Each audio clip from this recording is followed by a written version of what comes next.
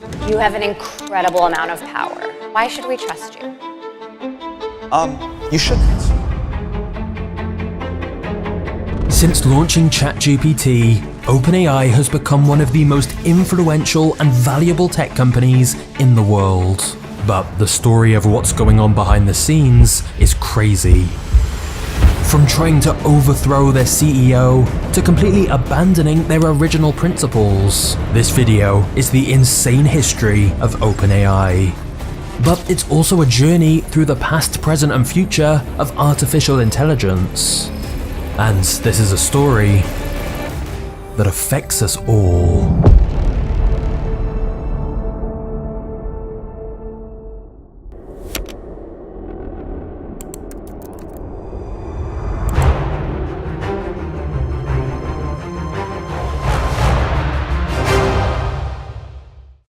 Sam Altman studied computer science at Stanford, but he dropped out to work on his own business.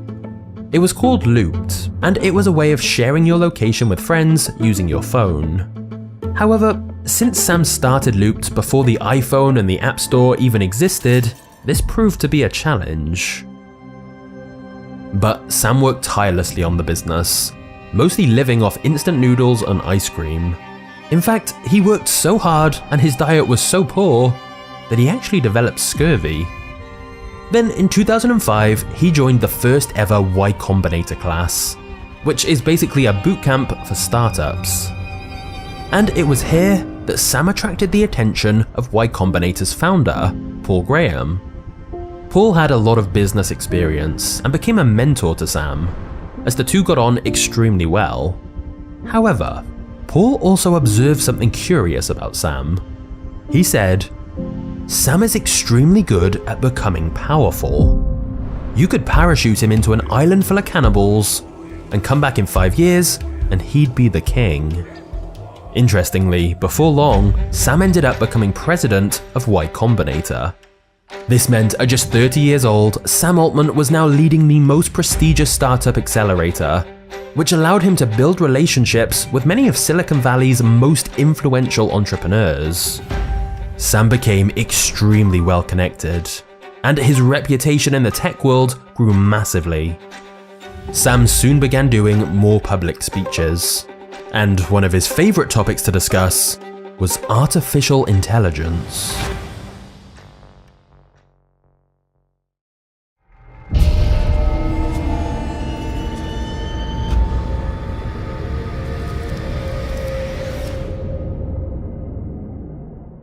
In 2015, Elon Musk was terrified. He was concerned about the lack of safety precautions around AI, which he felt posed an existential threat to humanity. I don't think most people understand just how quickly machine intelligence is advancing. I try to convince people to slow down AI, to regulate AI. This was futile. At this point in 2015, Google was the undisputed leader in artificial intelligence. They'd been acquiring AI research labs and had roughly 3/4 of the top AI talent working for them. And yet, when Elon spoke with Google's CEO at the time, Larry Page, Larry didn't seem all that worried about AI. Elon asked him how he could be so sure superintelligence wouldn't wipe out humanity. But Larry dismissed it completely, saying Elon was being way too paranoid. But Elon said that Google had a monopoly on AI, and that the person in charge doesn't care about AI safety. Just one company that has close to a monopoly on AI talent and computers, like scaled computing, and the person who's in charge doesn't seem to care about safety. This is not good. So Elon desperately felt he needed to dilute Google's power, and that would lead him to a partnership with a man named Sam Altman.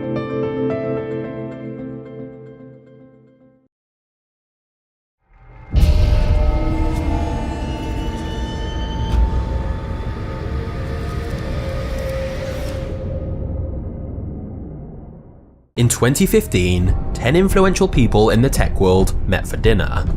Elon Musk and Sam Altman were both there, So was Greg Brockman, who'd been influential in growing Stripe, and also Ilya Sutskever, who was one of the most respected researchers in AI. At the dinner, they all talked very seriously about artificial intelligence and its potential consequences, and they discussed how they could build an AI company together to rival Google. Elon said he would put forward $1 billion of funding. And so they figured with Elon's investment money, Greg's business operation experience, Ilya's AI skills, and Sam to orchestrate everything, they would have the dream team. And thus, OpenAI was founded in 2015 as a non-profit organization. The reason was that they said having a profit motivation with a technology like this could be very dangerous, and instead it should be built for the good of the world. What's the furthest thing from Google would be like a non-profit that is fully open, because Google was closed for profit. So that's why the open in OpenAI refers to open source. We don't want this to be sort of a profit maximizing demon from hell. In their own words, OpenAI's objective was to build AI safely for the benefit of humanity.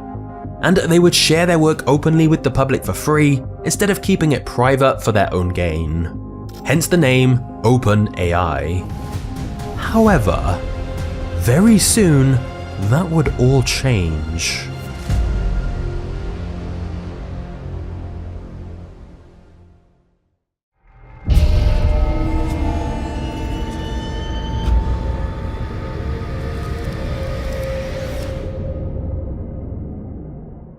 When OpenAI began in 2015, it did not look like a world-changing company. They didn't even have an office. It was just a small group working from Greg Brockman's apartment. We're sitting essentially on a couch, at a kitchen counter, and on a bed, and that's pretty much it. That's where the work is getting done. It's kind of crazy to think that, that's where something this big got started. However, they had over $1 billion pledged from various investors, and this funding meant they could attract top AI researchers very quickly. And so they began by just experimenting. Unfortunately, they didn't really have a clear strategy. They spent a lot of their time building a bot that could play the popular game Dota 2. They figured if they could build an AI that understood the complexity of the game world, it could lead to an AI that better understood our world. Then another project they did involved trying to build a robot butler. One of OpenAI's early employees even admitted, "We were just doing random stuff and seeing what would happen." Now, it's worth noting that at this point, neither Sam nor Elon was around much. Sam was still running Y Combinator, and Elon had his other businesses.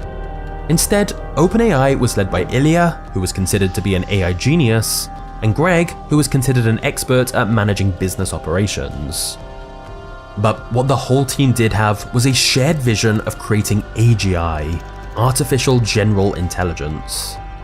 There are different definitions of this, but it often means artificial intelligence that can match or surpass human capabilities at most tasks. But here's the key. AGI should be able to acquire new skills it wasn't even trained on, which is why some researchers say the first super intelligent machine is the last invention humanity needs. Because if we can build a machine smarter than us, that can build even better machines beyond what humans can even think of. So, inside OpenAI, the employees talked about AGI as though they were building God. Even in the very early days, the OpenAI team were talking about how they wanted to build something that could completely change the world. Because AI will solve all the problems that we have today. It will solve employment, it will solve disease, it will solve poverty, but it will also create new problems. The problem of fake news is going to be 1,000,000 times worse. Cyber attacks will become much more extreme. We will have totally automated AI weapons. Many of the OpenAI team shared a similar feeling, that what they were building had the potential to be the greatest invention ever. But they also said it could be the greatest threat to the existence of humanity. It's not that it's going to actively hate humans and want to harm them, but it's just going to be too powerful. And I think a good analogy would be the way humans treat animals. It's not that we hate animals, but when the time comes to build a highway between two cities, we are not asking the animals for permission.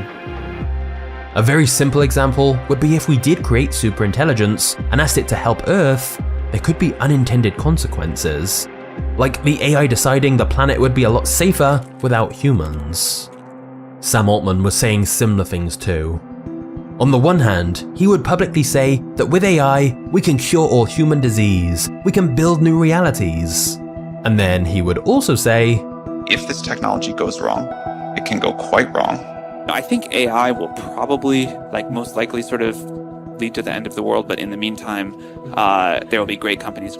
What's kind of funny is that they were saying this stuff back when they were making AI bots for video games. So most people didn't take them too seriously back then. In fact, many felt the idea of AI becoming powerful enough to threaten humans was laughable, as at this point, AI still felt quite primitive. The cynical explanation was that the OpenAI team were talking about AI saving humanity or wiping out the human race because it helped attract publicity and investors. But it does seem most of them genuinely believed what they were saying about the potential power of this technology. And they weren't the only ones. Vladimir Putin infamously said, "Whoever wins the AI race will be the ruler of the world."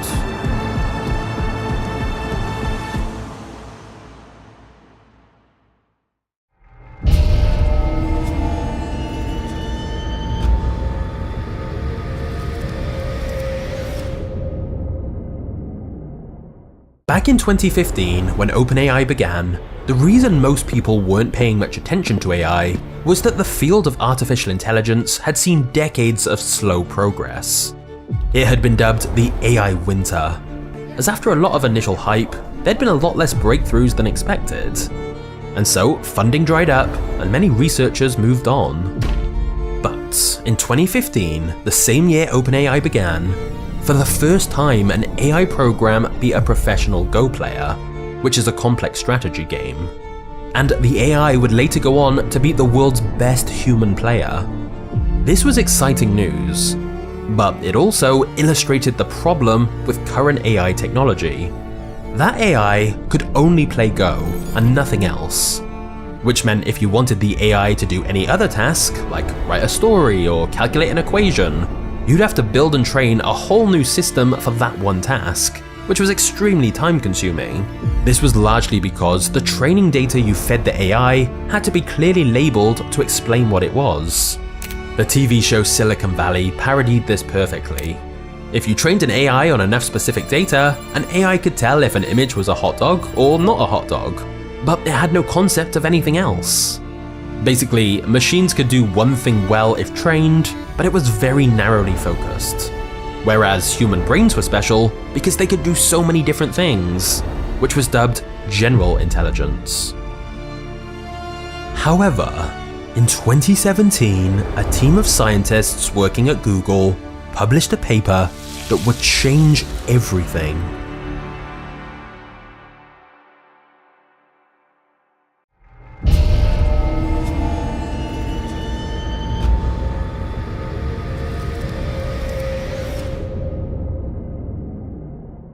A small team of engineers at Google published a paper called "Attention is All You Need," and they put forward a new type of AI architecture known as the transformer.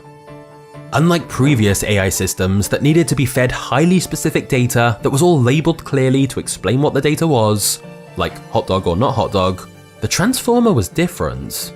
It could take in random, messy, unlabeled data and essentially teach itself.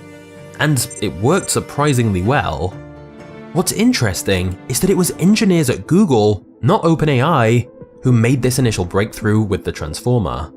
But Google had become so big that they were very slow and cautious. So even though they developed their own AI chatbot before OpenAI, they didn't release it to the public. They worried it could make outlandish comments that hurt Google's reputation and opened up legal and regulatory risks. Most crucially, Google worried it could hurt their search advertising business, which funded everything Google did.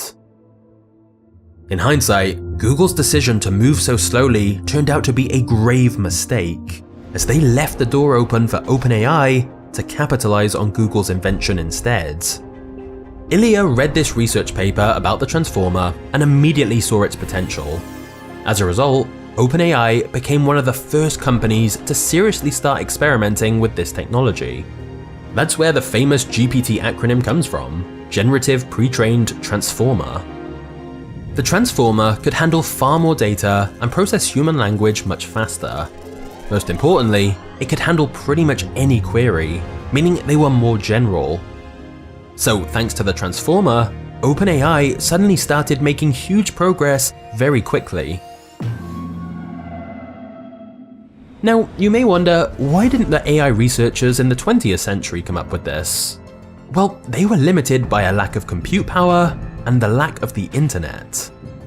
You see, even though this wasn't the internet's purpose, the internet had become the perfect training data for an AI, because basically every book and article had become digitized, and humans create endless amounts of content. And so basically everything humans had ever written online could now be fed into these AI models as training data for neural networks. It's been described as a black box, as we don't fully know how they do what they do. We just add input and receive output. But all of this meant that instead of the old AI models that had been trained to do one specific task, these new AI transformer models became extremely broad and general. They'd basically been trained on all text available, so you could ask it anything.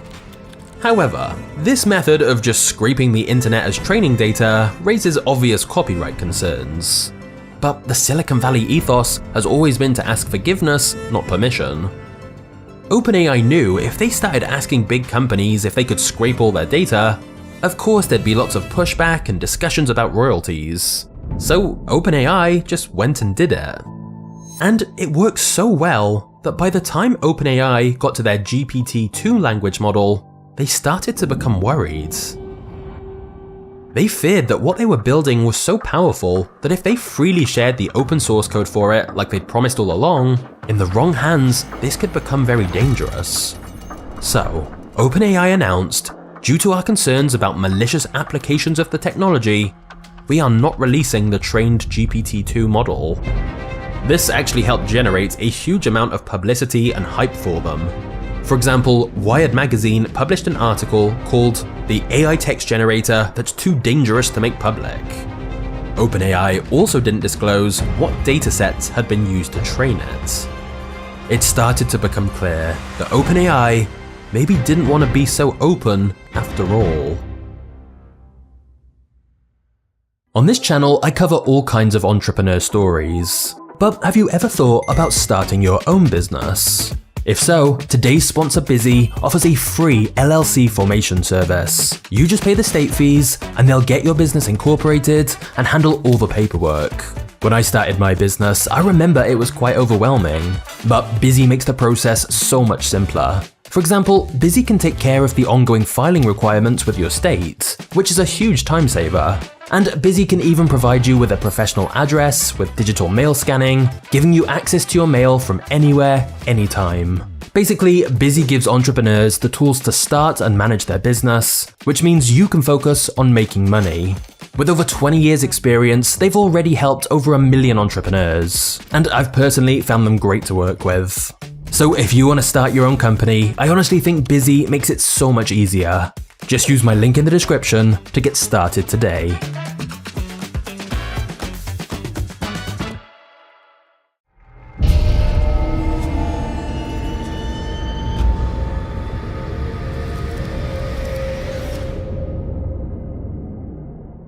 In 2018, Elon announced he was resigning from OpenAI's board of directors.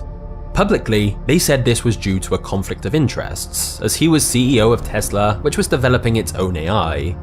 But the truth was very different. Elon had wanted to take over OpenAI and become the CEO. He also proposed OpenAI becoming part of Tesla, but the board had refused, and that's why he was now leaving. Unfortunately for OpenAI, this meant he was also taking his investment money with him. He had pledged $1 billion in total, but it's believed less than 100 million had been paid so far, and now OpenAI wouldn't be getting the rest.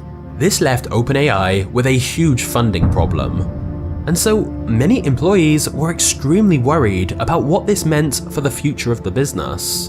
And this is where OpenAI made a very controversial decision. In order to increase their ability to raise more capital and attract investors, OpenAI decided to switch from being a non-profit to a for-profit business instead. They also announced they'd be licensing their technology for commercial use. Now, it's important to note that there's obviously nothing inherently wrong with being a company that makes a profit, and Sam argued this was necessary to raise more investment. Plus, they said the profit investors could make was capped at 100 times the investment they made. However, many felt this was a complete betrayal of the whole reason they'd started the company. Not just that, but OpenAI soon formed a partnership with Microsoft, who agreed to invest $1 billion. Microsoft had lots of raw computing power which OpenAI needed, so the deal made sense for both sides. But OpenAI's mission had been to provide an alternative to big tech, and now they were going to help one of the world's most powerful tech companies become more powerful. So many would argue OpenAI had completely backtracked on its mission for democratizing AI. Remember, the name OpenAI was chosen as it was meant to be open source and freely owned by the world. And yet, as soon as they had an actually powerful product, they didn't want to be open. They instead would become increasingly secretive. Elon would later sue the company, demanding they change their name from OpenAI to Closed AI. After transitioning to a for-profit company, they also now needed an official CEO. And it was Sam Altman who got the role. Suddenly, Paul Graham's comments about Sam being good at getting into positions of power seemed more relevant than ever.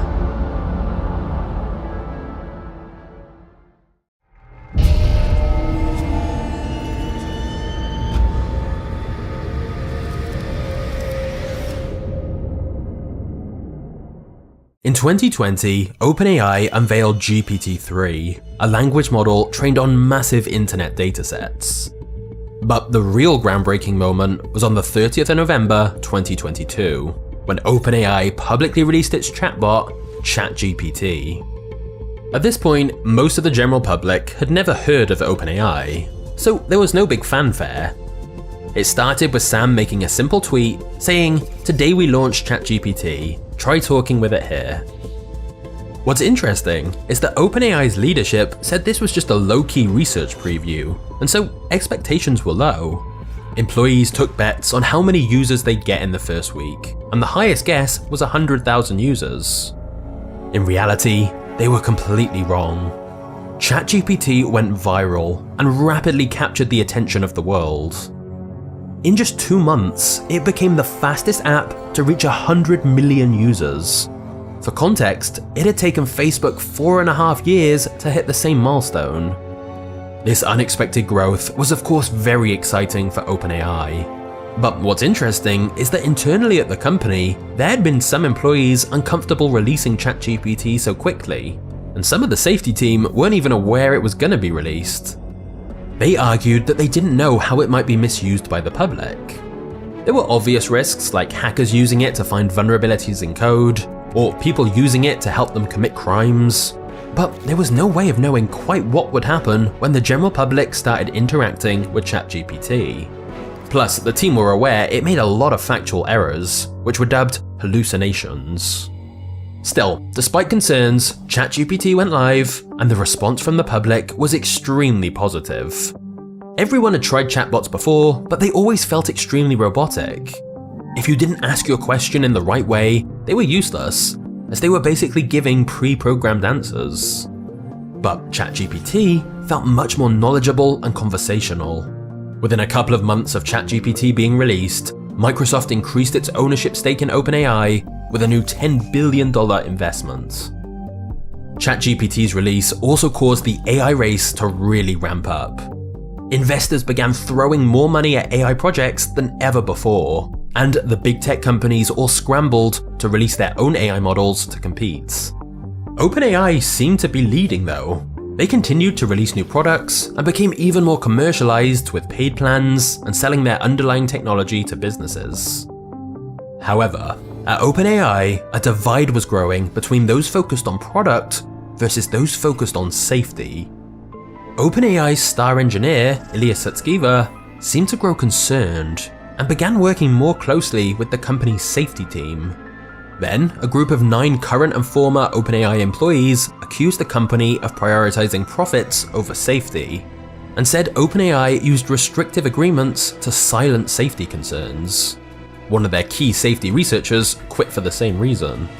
Meanwhile, several of OpenAI's lead developers left to start a rival company called Anthropic, with the goal to build a safer AI alternative. But these internal conflicts didn't seem to slow OpenAI down. Not only was ChatGPT taking the world by storm, but OpenAI's progress with DALL-E, their image generator, and Sora, their video generator, were also incredible developments. In fact, Sam's vision of what AI could achieve only seemed to get bigger. He was publicly talking about how what they're building would create a world of abundance and could help end poverty and disease. At a major gathering of world leaders, Sam said, "I think this will be the most transformative and beneficial technology humanity has yet invented." He went on to say how there is nothing else he would rather be working on. But then came one of the most shocking twists in recent business history. Less than 24 hours after giving that speech, Sam Altman was fired.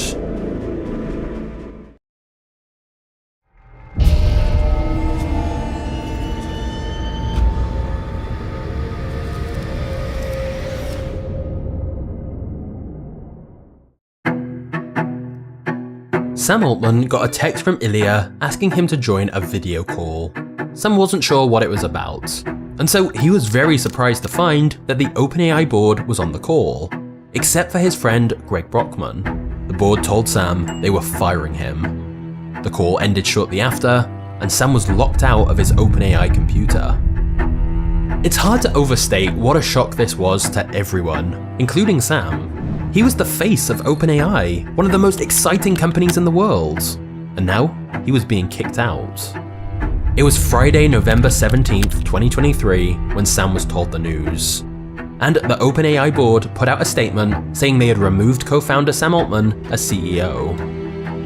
The board's statement explained that Sam was not consistently candid with his communications with the board, basically implying Sam had lied to them and they couldn't trust him. The board then said they no longer had confidence in Altman's ability to continue leading OpenAI. It was all kind of vague, so pretty much everyone was asking, what really happened here? And there were many different theories about why he'd been fired. The board's main accusation was that Sam had a habit of outright lying to them, and so they often felt they couldn't trust what he said. For example, Sam said things had been approved by their internal safety board, which actually hadn't been approved. It's also believed Sam had fallen out with one of the board members, Helen Toner, after she published a paper where she basically suggested their competitor Anthropic was safer than ChatGPT. Apparently, Sam had taken issue with that and had tried to get Helen kicked off the board.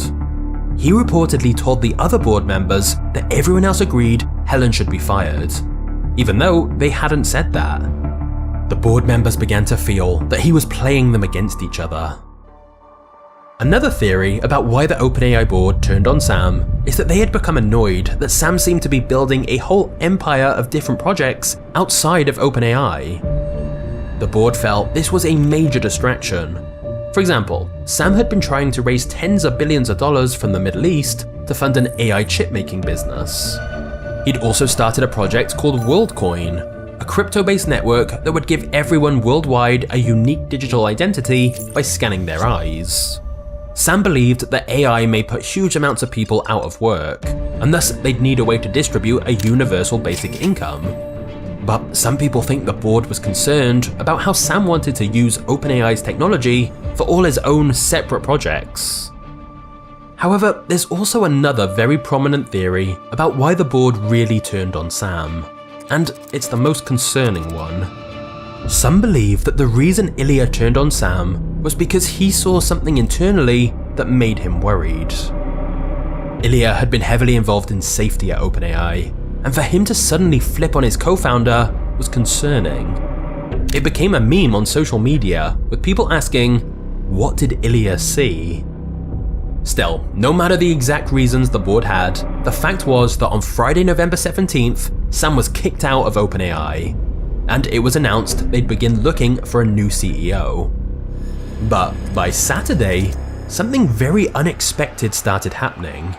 OpenAI employees began revolting against the board. It began when co-founder Greg Brockman resigned from the company in solidarity with Sam. But over the weekend, more and more OpenAI employees came forward in support of Sam. A letter was drafted by OpenAI staff saying they disagreed with the board's decision to fire Sam, and they complained the board hadn't given adequate explanation of why. A petition was then created by employees to say that they would leave the company if Sam wasn't brought back. And nearly all of the company's 800 employees signed it to say they didn't want to work there unless Sam and Greg were brought back. Social media became flooded with posts from employees saying OpenAI is nothing without its people. Sam was replying to each one individually with heart emojis. Now, it's worth noting that part of this support probably wasn't just out of loyalty. You see, right before this coup happened, OpenAI had been planning a share sale for employees, which would mean a big cash payout for staff. But all this chaos going on would have probably destroyed the chances of that happening, and massively hurt OpenAI's valuation. So keeping Sam in place was probably in the employees' best financial interests. But either way, the OpenAI board basically had a mass mutiny on its hands. They had never expected the staff to be so loyal to Sam. And to make matters worse for them, Microsoft announced Sam and Greg would join them instead, and that they would hire any OpenAI employees who wanted to leave.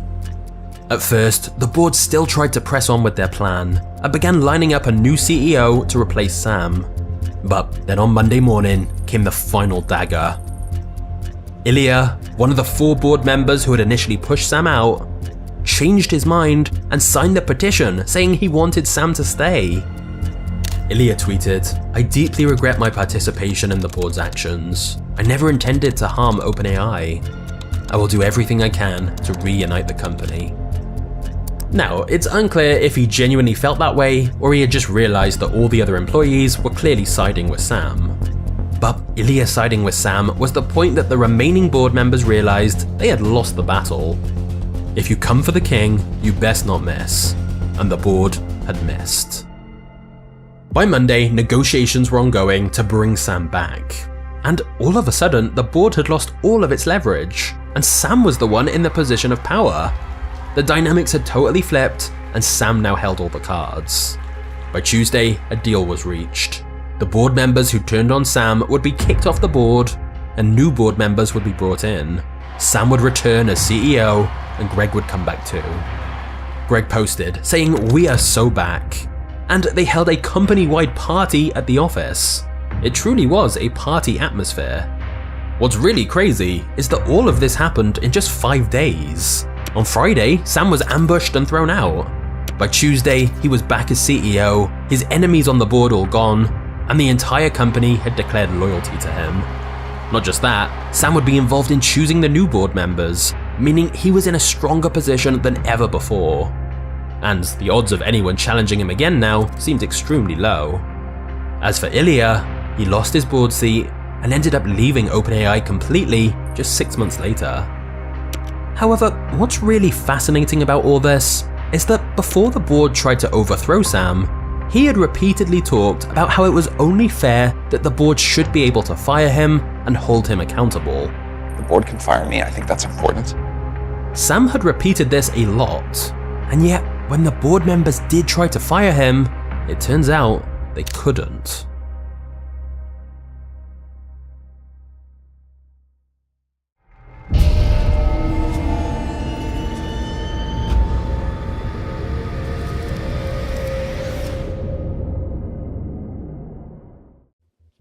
Hey, how's it going? Hey there, it's going great. How about you? I see you're rocking an OpenAI hoodie. Nice choice. The introduction of ChatGPT's voice mode marked another step towards science fiction. You could now have a very realistic sounding conversation with an AI. People immediately saw the parallels with the 2013 film called Her, about a man falling in love with an AI.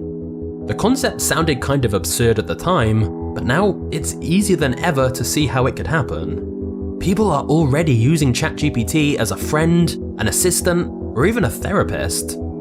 So it's inevitable some people will use it as a partner that they can program however they want with the specific characteristics they desire. Interestingly, even though the film Her was quite dystopian, it seems Sam may have been inspired by it. He specifically reached out to Scarlett Johansson, who did the AI voice in the movie, to see if she wanted to be a voice for ChatGPT. She declined, but OpenAI went ahead and made a voice that sounded like her anyway, leading her to sue the company when her own friends and family thought it was her. Sam denied the voice was based on Scarlett's voice in the movie Her, but it didn't help his case that he literally tweeted the word her right after the feature was released. Still, despite all the controversy around OpenAI, there's no denying that what they're building is exciting, especially given how quickly the technology is progressing. And that's what makes the future of AI so hard to predict. A few years ago, it was widely believed that AI would come for manual jobs first, and creative jobs would be the last to go.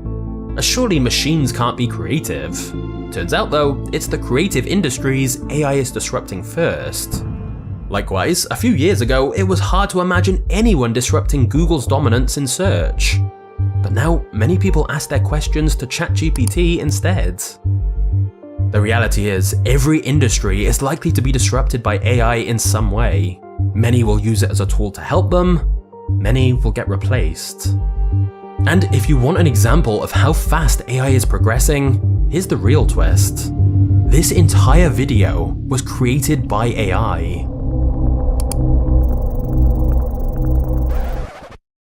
Nah, I'm just kidding, none of this was AI. For the record, not a single line in any Magnates Media video has ever been written by AI. These videos take a long time to make because I research and write the scripts, record the voiceover, and then we spend hundreds of hours editing them. But the fact you can't always tell on YouTube anymore is kinda crazy. It was already hard to trust what you see online, but as it becomes easier than ever to create images, videos, and audio of people saying and doing whatever you want, it'll be harder than ever to trust news. Or even trust that who you're speaking with is human. Social media is already filled with AI accounts. What's perhaps most interesting though, is how AI will mix with other technology. As tech like virtual reality improves, we'll probably get to a point where people essentially spend more time in a virtual world than the real world. Kinda like Ready Player One. Imagine being able to enter an ultra-realistic world indistinguishable from reality, but you can go wherever you want, be whoever you want, and do whatever you want. It's not hard to see how someone who's unhappy with their real life would want to switch to a virtual world powered by AI that can generate whatever they desire. And it'll feel real. Unless, of course, we're already inside that world right now. So, where are we up to? As of 2025, OpenAI had closed a new funding round of $40 billion at a $300 billion valuation, making it the largest private tech funding round in history. Meanwhile, Elon Musk and Sam Altman, who started as co-founders, are now competitors. They continue to publicly argue, throwing insults back and forth. However, in January 2025, all the American tech companies got shaken by the arrival of DeepSeek, a Chinese AI competitor. Hundreds of billions of dollars were wiped off the market caps of US AI stocks as it became clear China was a serious player in the AI race. OpenAI actually accused DeepSeek of stealing its intellectual property, which a lot of people mocked, since you could argue OpenAI essentially stole that intellectual property in the first place by scraping the internet. But either way, what is clear is that the AI race is heating up. And whilst nobody knows for sure how it will play out, it's fair to say the results will impact us all. Now, OpenAI's latest funding round was led by SoftBank. And if you want to see what happened last time SoftBank pumped tens of billions into a company, click here to watch the story of the $47 billion cult. Trust me, it's a crazy one. I'll see you there. Cheers.